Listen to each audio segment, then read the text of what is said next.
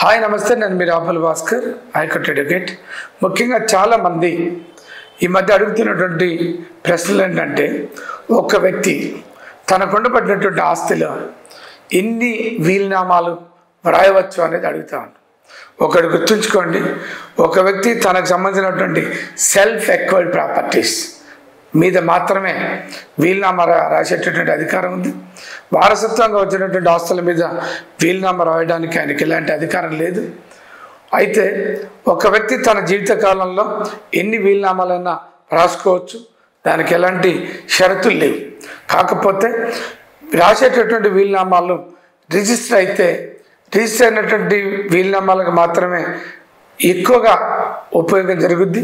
అయితే ఒక వ్యక్తి తన జీవిత కాలంలో ఎన్ని వీలునామాలు రాసినప్పటికీ లాస్ట్ వీలునామా మాత్రమే, అంటే అతను చనిపోవడానికి ముందు రాసినటువంటి వీలునామా మాత్రమే అది చెల్లుబాటు అవుతుంది. కాకపోతే అతను లాస్ట్ వీలునామాలో అంతకుముందు రాయబడినటువంటి వీలునామాల గురించి ప్రస్తావించి వాటిని రద్దు చేస్తూ నేను ఫైనల్గా ఈ తుది వీలునామాను వ్రాస్తున్నా అనేటటువంటి విషయాన్ని అతను ఆ యొక్క లాస్ట్ వీలునామాలో చెప్పాలి. అప్పుడు మాత్రమే ఆ వీలునామాకు వ్యాలిడిటీ ఉంటుంది. ఎన్ని వీలునామాలు రాయాలనేది ఎలాంటి కండిషన్ లేదు.